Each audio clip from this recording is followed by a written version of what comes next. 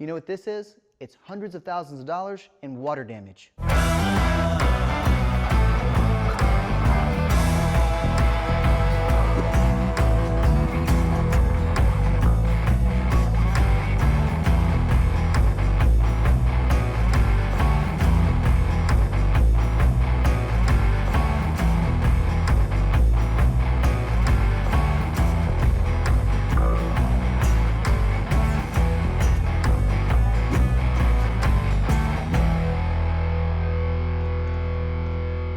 Back in February, when we had the record-breaking freeze, like many other homes, this one suffered tremendous water damage. And the culprit was this guy right here, busted fire sprinkler head, several throughout the home. Now, being that the fire sprinklers that busted were up on the second floor, that then dumped Cat 2 water down the walls and sheetrock all the way down to the first floor, flooding the entire level. Because the water damage was so extensive, we had to remove all the water damaged sheetrock, wet insulation, floors, and even subfloors to prevent harmful mold from growing.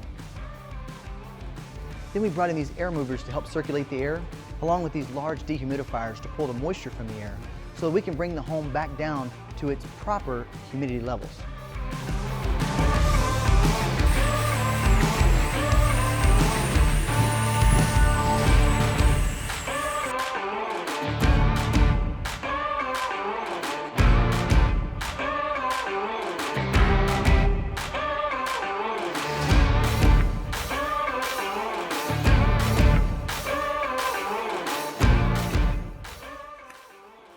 Once we finish the demolition and the water mitigation aspects of the restoration project, we move on to spraying all the affected areas with the antimicrobial to prevent further mold issues. There's several options for this task. The most common is concrobium. Concrobium can be found at your local big box hardware stores and is used by professionals and homeowners alike. However, hydrogen peroxide sprays are also highly effective. So remember, if you're ever in the unfortunate situation of having water damage to your home or property, these are the steps your contractor should be taking to repair the damage and prevent harmful mold from presenting future problems. Demolish all water damaged sheetrock, typically 2 to 4 feet high, if the water damage originates at the floor level. But like in this home, if it starts on the second floor, remove the ceiling and the walls on the floor below.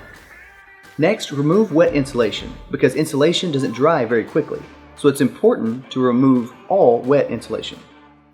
Now, once all the water damaged materials have been demolished, it's time to start the dehumidification process using air movers and dehumidifiers. This process should take about 3 to 5 days.